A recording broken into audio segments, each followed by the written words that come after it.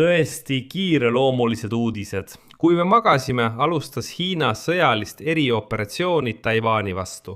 Eelkõige teatas Hiina ööl vastu 6. juunit sõjalise operatsiooni alustamisest mereõiguse jõustamiseks Taiwani saarest ida pool asuvates vetes.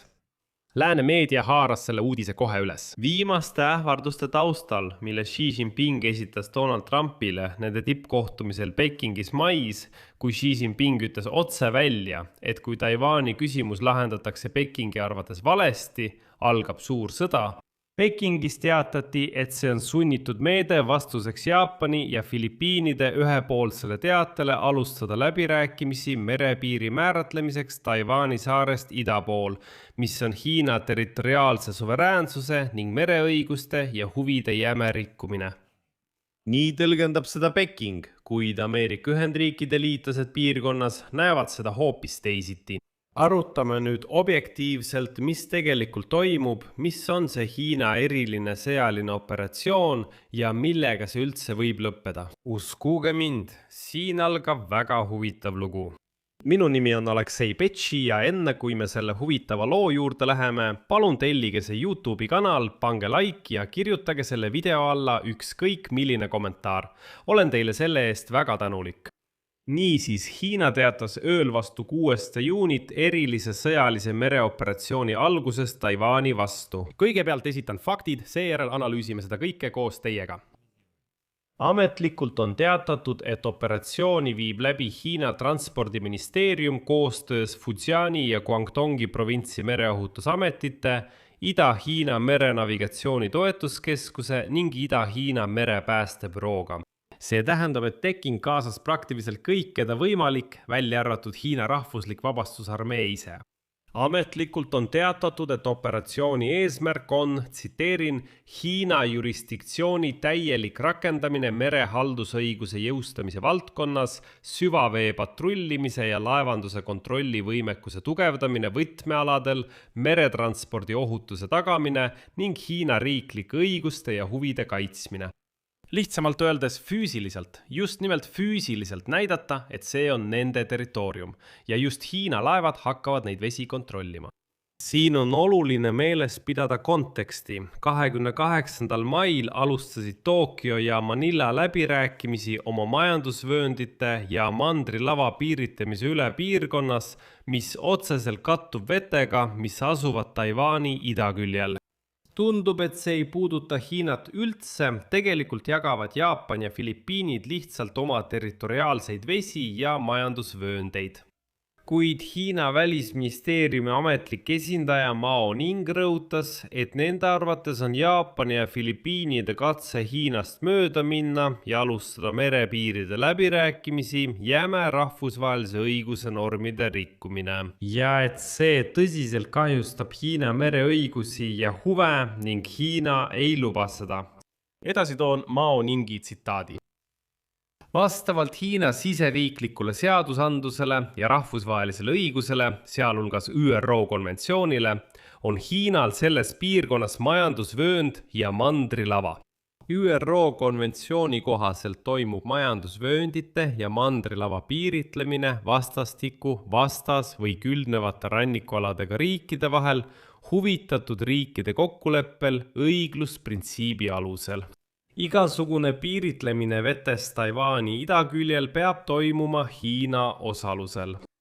Nii et Hiina kinnitab, et veed, mis on mõeldud Jaapani ja Filipiinide vaheliseks piiritlemiseks, asuvad Taiwani saarest ida pool. Ja nagu te mäletate, peab Hiina Taiwani enda omaks ning vastavalt sellele peab ta ka neid vesi enda omaks.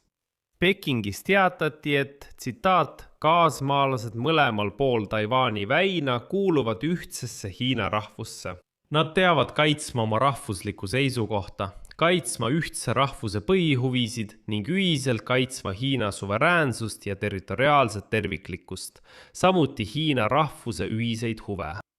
Nüüd analüüsime seda kõike. Et mõista, miks see uudis on väga oluline, tuleb aru saada, mis juhtus veidi rohkem kui nädal varem, nimelt 28. mail ning miks Peking reageeris just nii, mitte teisiti.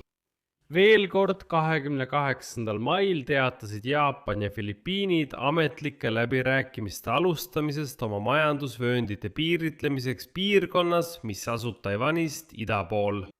Formaalselt on tegemist täiesti tavapärase diplomaatilise protseduuriga. Riigid, kellel on kattuvad merealased nõuded, istuvad tsiviliseeritult läbirääkimiste laua taha ja lepivad kokku tegelikes merepiirides.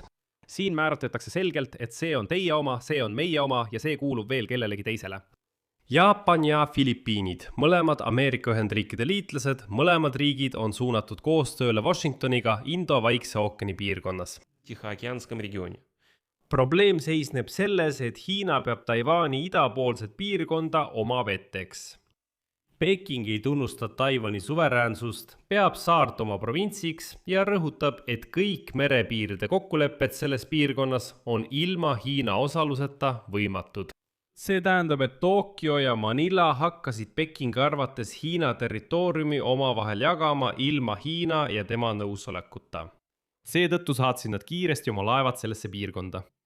Vastus tuli kohe ja see oli kõnekas. Hiina ei piirdunud ainult diplomaatiliste protestidega, vaid saatis vaidlusalusesse piirkonda reaalseid laevu. See tähendab mereõiguskaitsejõude, kellel on volitus kontrollida laevandust. See tähendab, et nad ei saa otseselt laevu peatada, mereliiklust sulgeda ja nii edasi. Pole oluline, kelle majandusvöönd see on. See ei ole sõjaline operatsioon selle sõna otseses mõttes, kuid see on füüsilise kohaloleku ja jurisdiktsiooni nõuete demonstreerimine nendes vetes.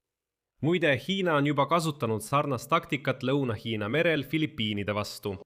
Ka siis kasutati rannavalvet, patrull-laevu, vaidlusalustele aladele ja šelfidele juurdepääsu blokeerimist ja nii edasi ja nii edasi. See tähendab, et seal on see lugu juba väga kaua arenenud. Laiemas kontekstis toimub see episood mitme paralleelse protsessi taustal. Xi Jinping hoiatas mais Donald Trumpi, et tema sõnul Taiwani küsimuse vale lahendamine viib ohtliku olukorrani. Hiina ehitab praegu aktiivselt oma ajaloo suurimat tuumaarsenali Xinjiangi kõrbes. USA vähendab Trumpi ajal järjekindlalt oma sõjalist kohalolekut Euroopas, suunates need sõjalised ressursid Indo-Vaikse ookeani piirkonda. Just nimelt Hiina ambitsioonide ohjeldamiseks.